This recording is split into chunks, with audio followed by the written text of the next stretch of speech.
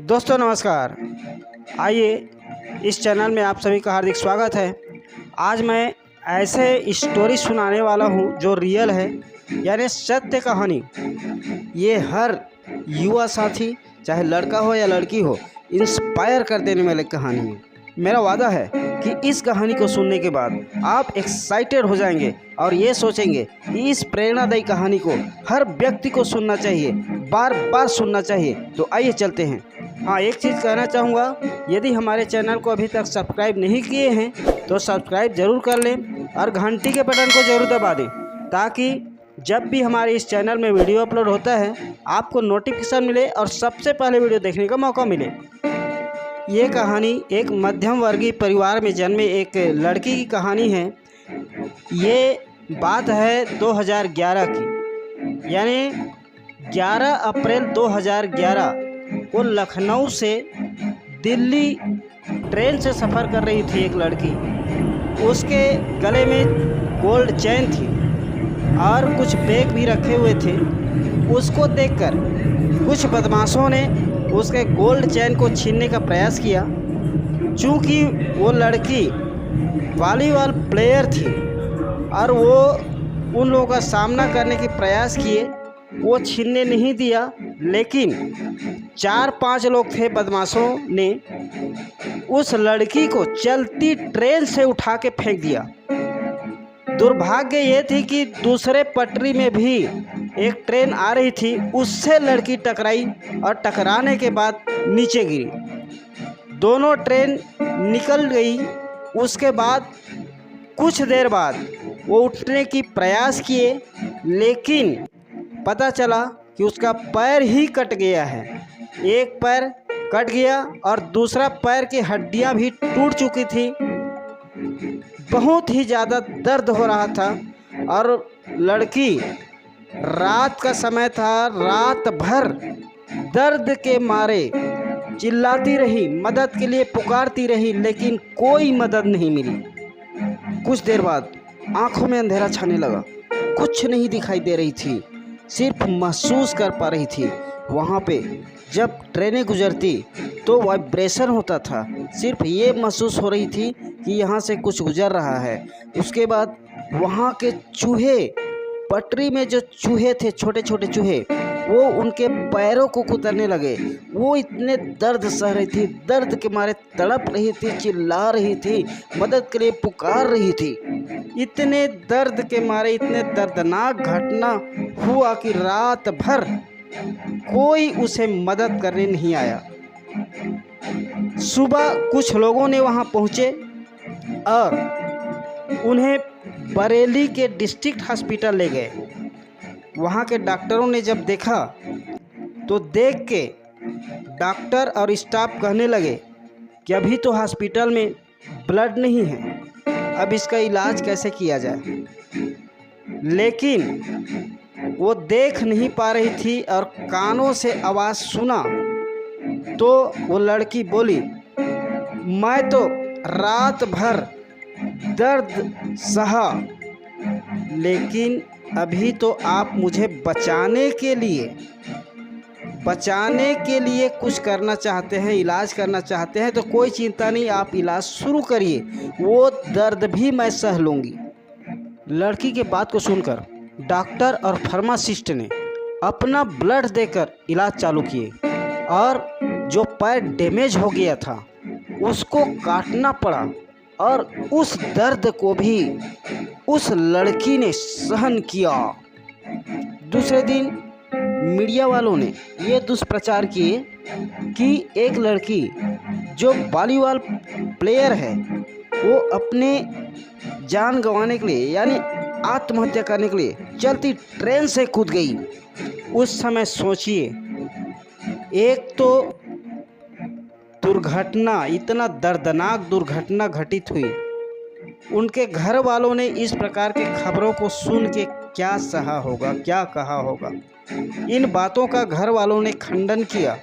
उस लड़की ने सोचा, कोई बात नहीं, आज कोई कुछ भी सोचे, कुछ भी कहे, आज उन लोगों का वक्त है, लेकिन मेरा भी वक्त आएगा और तब मैं जवाब दूंगी, मैं ज़रूर जवाब दूंगी। भगवान ने मुझे बचाया है, इतने बड़े दुर्घटना घटने के बाद भी मुझे बचाया है, तो ज़रूर कुछ कराना चाहता है और मैं कुछ ऐसे करके दिखाऊंगी, बहुत बड़ा करके दिखाऊंगी कि दुनिया मुझे मानेंगे, मानना पड़ेगा।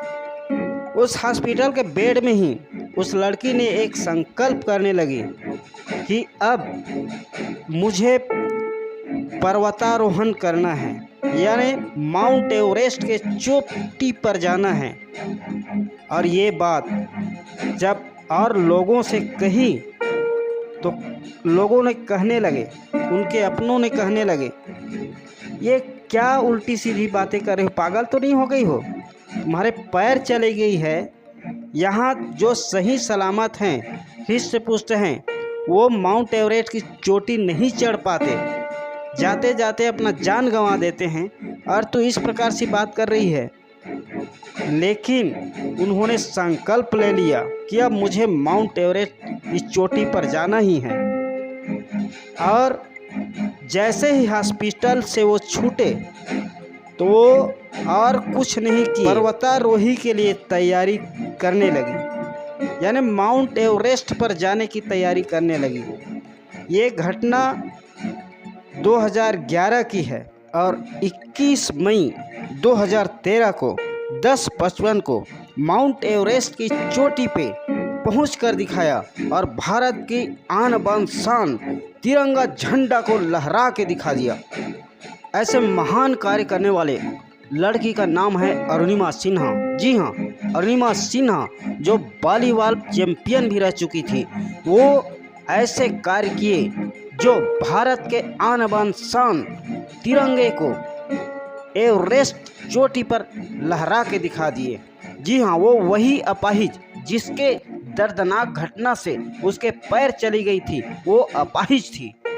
अपने संकल्प के साथ, अपने संकल्प को पूरा करने के लिए उन्होंने ये कर दिखाया, दुनिया में साबित कर दी कि संकल्प के साथ हर चीज़ जायज़ है, हर चीज़ को हासिल कर सकते हैं। तो संकल्प लिया था कि वो माउंट एवरेस्ट की चोटी पे चढ़ के दिखाएंगे। भले मेरे पैर नहीं हैं, लेकिन पैर के बगैर भी, पैर नहीं है तो भी मैं वहाँ पे चढ़ूँगी।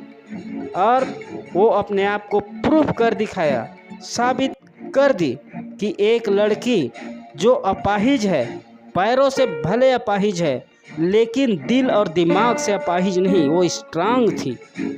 अरुणिमा सिन्हा खुद कहती है कि जब जब मैं अपने इस स्टोरी को सुनाती हूँ या जिसको मैं बताती हूँ, उस समय मैंने उस दर्द को महसूस करती हूँ कि मेरे साथ ऐसा हादसा हुआ, ऐसा घटना घटित हुआ, इतना दर्द हुआ, उस दर्द को महसूस करती है। अरुणिमा सिन्हा स्वयं अपनी स्टोरी सुनाती है और कहती है कि जब मैंने हजारों फीट ऊपर एवरेस्ट यानी माउंट एवरेस्ट पर चढ़ा और ऊपर जाने के बाद ऑक्सीजन की कमी होने लगी, उस समय मेरे साथ जो शेरपा थे वो कहने लगे कि अरुणिमा अब चलिए वापस चलेंगे, जब जीवित रहेंगे तो फिर कभी लक्ष्य पूरा कर लेंगे। लेकिन हौसला बुलंद थी। वो कहती है कि लक भी उसी का साथ देता है जिसके पास जीतने का जज्बा हो। हम जो चाहें वो कर सकते हैं। और ये भी कहती है कि अभी तो इस बाज की असली उड़ान बाकी है, अभी तो इस परिंदे की इम्तिहान बाकी है, अभी अभी तो मैंने लांघा है समुंदर को, अभी तो पूरा आसमान बाकी है। इस प्रकार कोई भी कार्य हो जिसमें सफल होने के लिए जोश और जज्बा की ज़रूरत होती है और लक्ष्य की ज़रूरत होती है। आप लक्ष्य बनाएं और सफल होने के लिए, उस लक्ष्य को पूरा करने के लिए जोश और जुनून और संकल्प लेकर चलें तो निश्चित ही सफलता मिलेगी। ऐसी जोश और जज्बा वाले पर्वतारोही अरुणिमा सिन्हा को हम सलाम करते हैं। ये है सक्सेस की रियल स्टोरी, सत्य कहानी। यदि ये वीडियो अच्छा लगा तो लाइक करें, शेयर करें और सब्सक्राइब करें और घंटी के बटन को जरूर दबा दें, ताकि जब भी हमारा वीडियो अपलोड होता है तो आपको तुरंत नोटिफिकेशन मिले और सबसे पहले वीडियो देखने का मौका मिले। अगले वीडियो में फिर से मुलाकात होगी, तब तक के लिए नमस्कार।